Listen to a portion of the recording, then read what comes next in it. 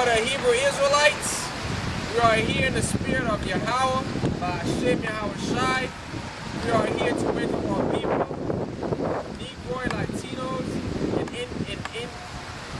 and native Indian descent, and also to prophesy the downfall of America, known in the Bible as ancient mystery Babylon the Great, which will be destroyed in the Third World Nuclear War. Third World Nuclear War. Thus saith the Lord, what the brother says is true and correct. Alright? People you read on in the Bible, right? The Israelites. The people you read on in the Bible, the Israelites, you're the descendants of those people. Alright? And we're here to prophesy the downfall of America. And America is in the Bible, but it's not called America. It's called Mystery Babylon the Great, according to Revelation, the 17th chapter. It's going to be destroyed in the Third World Nuclear War. Thus saith the Lord. Right? And how is this place going to go out? Give me, start of this Revelation 18:21. What we do every week. Revelation 18:21. And it reads, and a mighty angel took up a stone like a great millstone and cast it into the sea, saying, thus with violence shall that great city Babylon thrown down and shall be found no more at all. Exactly, says, thus with violence shall that great city Babylon be thrown down and shall be found no more at all. That's how America is going to go out. But what you got to do to escape that? What you want to do to escape it? Revelations 18:4. This is how you're going to escape the destruction that's coming. Right? How you going to be delivered from the destruction that's coming. Revelation 18:4. Alright. Revelation 18:4, they read, and I heard another voice from heaven saying, come out of her, my people, that ye be not partakers of our sin, and that ye receive not of her plague. Right? It says, come out of her, my people. Right? The Israelites, meaning get your mind, right, and your spirit out of the customs, right, of America. Matter of fact, the whole world, but the vibration of the world is wicked now. Get your mind out of their customs, their manner of life, and their deity. Right? You don't follow those things that they do. Right? You return back to the Bible, right, and do what the Lord said to do, which is to keep His commandments. Right? Alright, Revelation 18:4. And I heard another voice from heaven saying, come out of her, my people. Right. Get your mind and your spirit. Get out of the way of life of these people, the heathen. Right? Why? Why you have to do it? Read on. That ye be not partakers of our sin. So you're not participating in the wickedness that's going on. You're not participating in it. Read on. And that ye receive not of a plague. And you won't reap the judgment that's coming. You won't reap the judgment. Alright? So you have to repent and return to the one you ignorantly call God and Christ.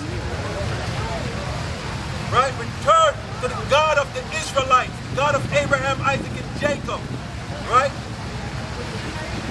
That's how you do that. But first, you have to wake up to who you are. You have to acknowledge that truth. Right? Then you will flee the customs and the way of life and all that of the world. Alright? Give me second Corinthians 6 and 15. But again, stressing that point, to separate yourself, right, from the customs, the manner of life, and the deities of the world. Right? Chapter 6, verse 15. Verse 17. Alright. 2 Corinthians chapter 6, verse 17. And it reads, wherefore come out of among them, and be ye separate, says the Most High. You see that? It's saying the same thing. Come out of her, right, and be separate. Separate yourself. Right? But how you do that? By returning to the God of the Israelites and keeping his laws, statutes, and commandments. Right? Read on. And touch not the unclean things. Right? That you're not participating in the wickedness, their way of life, their customs, and their deities. Right? Read on. And I will receive you. And the Most High will receive us. You understand? He will deliver you out of that violent destruction we read about in Revelation, the 18th chapter. You see that? That's how you got to do it. Give me 2 Thessalonians.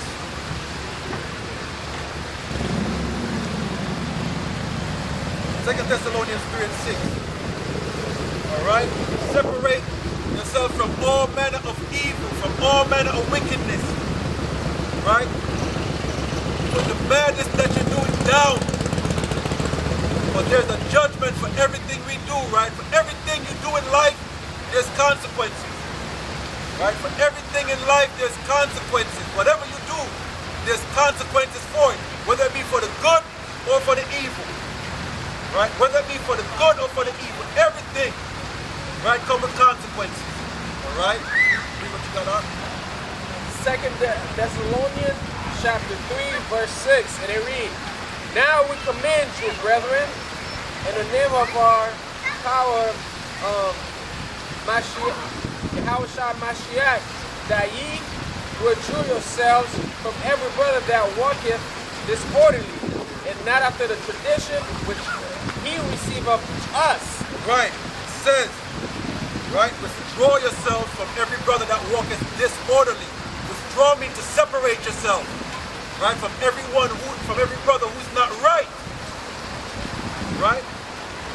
Whether it be a close friend, a relative, your neighbor, right? If they're not right, separate yourself from them. Right? It says separate, withdraw yourself from every brother that walketh disorderly.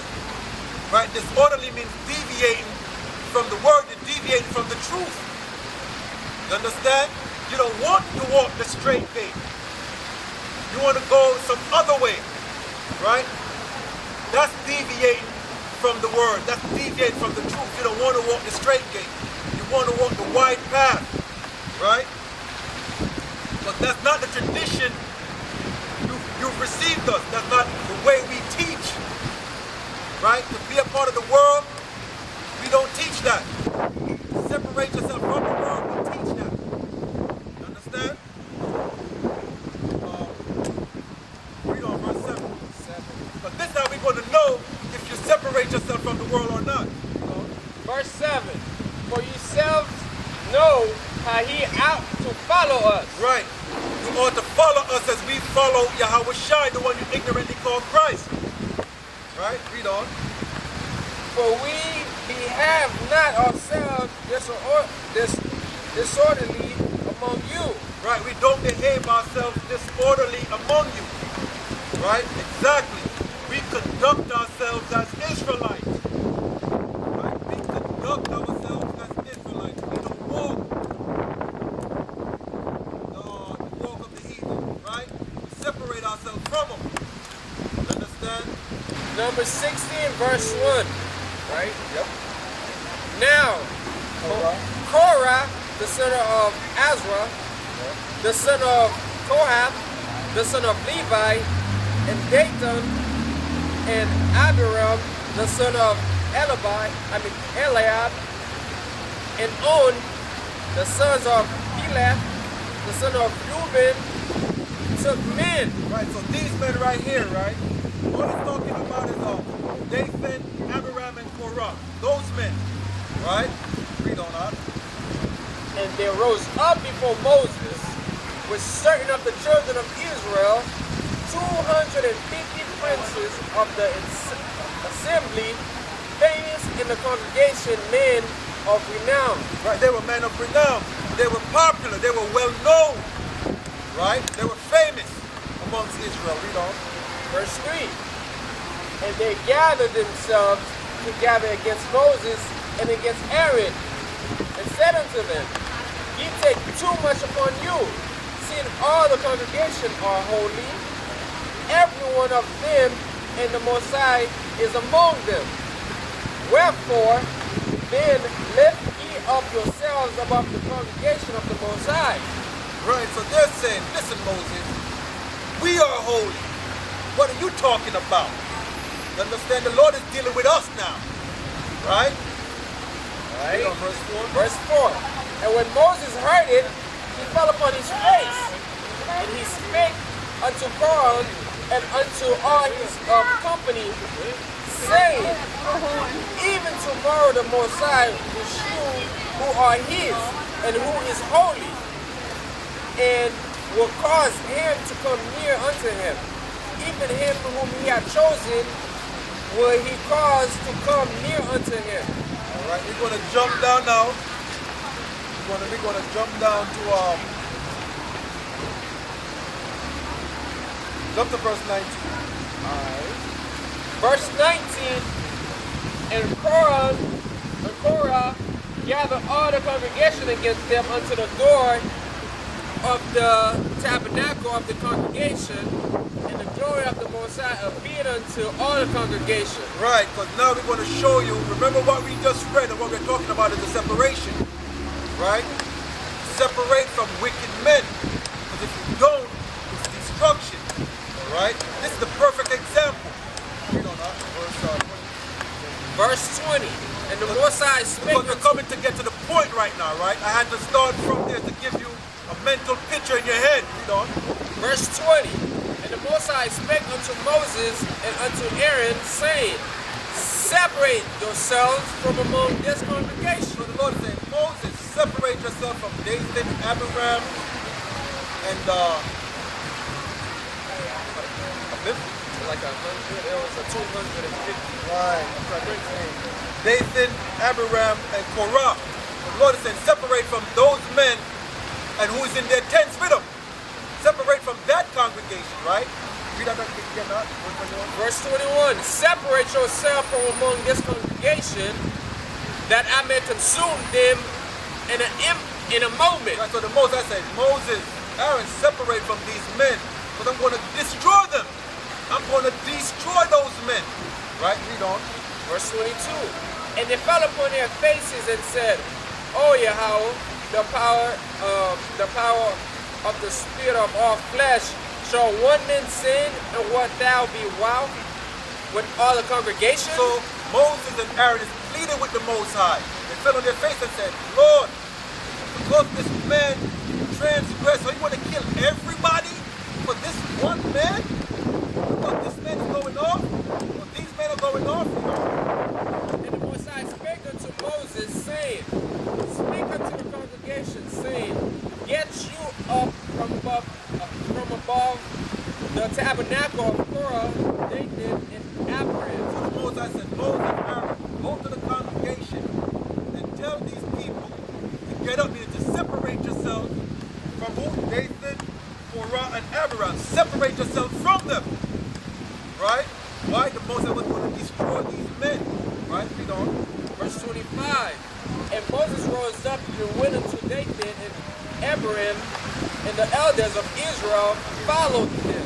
Right, so now they're going to go see these men. Read on. Verse 26.